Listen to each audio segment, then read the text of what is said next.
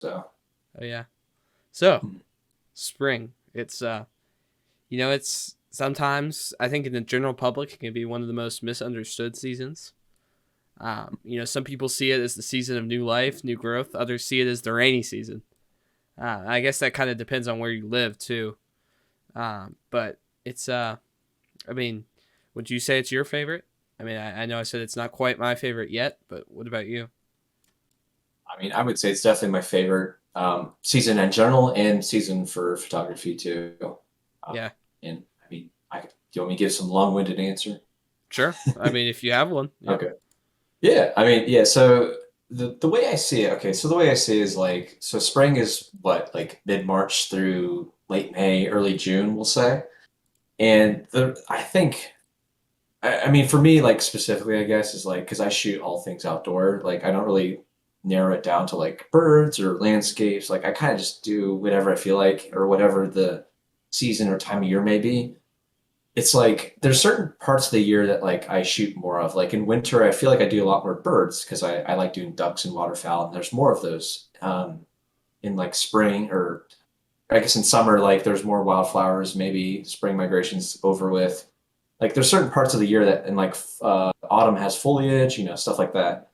In spring, though, it's like everything's just kind of firing off on all cylinders all at once. Well, not all at once, but like in the grand scheme of things, in the same span of like a month or two or three, it's like all these things are just going off, and like there's never like a dull moment. Like I always say that like there's never a 0 day in spring. Like you should always be going out almost every day if you can, because like there's just so much to see, and like I don't know, it's just there's and I mean, just to like rattle off, I mean, you got bird migrations, multiple ones at that, taking off sometimes at the same time and overlapping. You got, nesting and raising young of birds or any wildlife, really, most of them.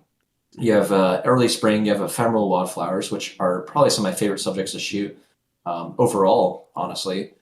You have just other kind of wildflowers, tree buds and leaves. They start, budding and blossoming and all that stuff over time.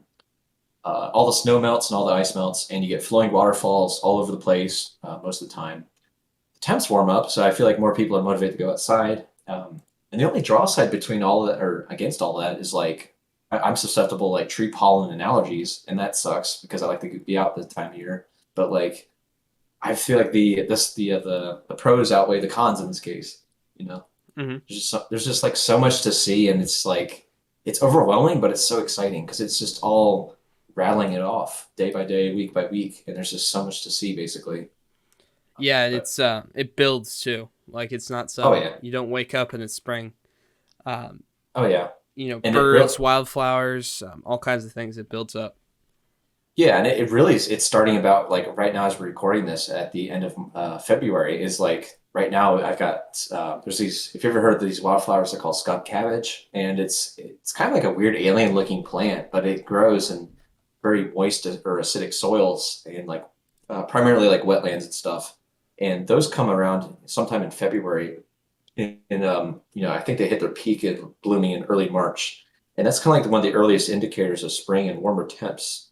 And I mean that's pretty much like one of the the go-getters that sets off spring in general, and that's when I know Uh, it's like, all right, we're starting to get on track for that now.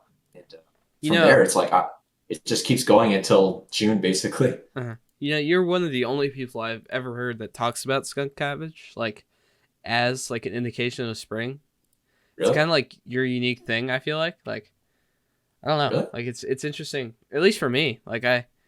Um, really. I think everybody They're has their not. different signs. I guess. I mean, uh, I don't know. Like to be fair, like I'm fairly involved in like wetlands. Like I'm not like like I don't have a degree or I'm not certified necessarily, but like I'm very, we'll say, passionate about learning about wetlands, and there's a lot of them around me, um, and stuff like that. And I'm involved in a local nonprofit sometimes, but like I don't know, like it's a weird plant just because, and I think that's what fascinates it to me is like it's weird and different, and it's not like it's a wild flower, but it doesn't flower like I don't think of it like as a flower. It's not attractive and like what you Huh. know what I mean? Like people think of a flower and they think of something that's like colorful or pretty. Skunk cabbage is like grossly brown or green when it's newly ripened.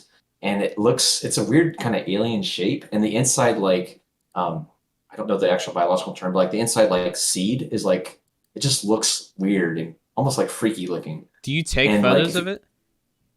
yeah, oh yeah, Okay, I have interesting. macro. I mean, they're actually pretty tiny. I mean, like size of your fist maybe, and like if you look up some photos of them, anyone that's listening, it's like I think they're fascinating, Mm. and I mean, I'll keep this brief, but it's like, yeah, they're just neat. And like, if you ever get a chance to see them, like when there's snow on the ground, they warm up. Literally, the flower itself, the plant warms up and it'll melt the snow around it. Like it'll bloom outside of it, Huh. the cold or whatever. It's pretty fascinating. So it's a neat thing. And like, um, I don't know. It's just, they're interesting to me. And like, I feel like they're underappreciated for what they're worth. And, you haven't lived until you like prodded one with your hand because it has like a Ooh, hard rubbery really? surface